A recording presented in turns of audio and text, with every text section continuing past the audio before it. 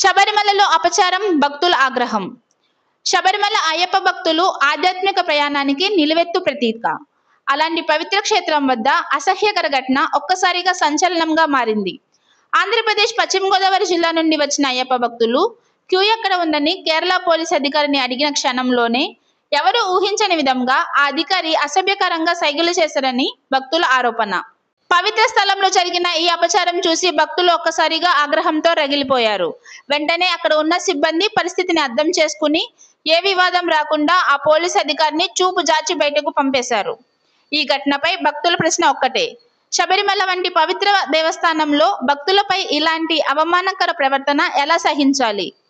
తక్షణం చర్యలు తీసుకుని బాధితుడిపై కఠిన శిక్ష విధించాలని భక్తులు డిమాండ్ చేస్తున్నారు.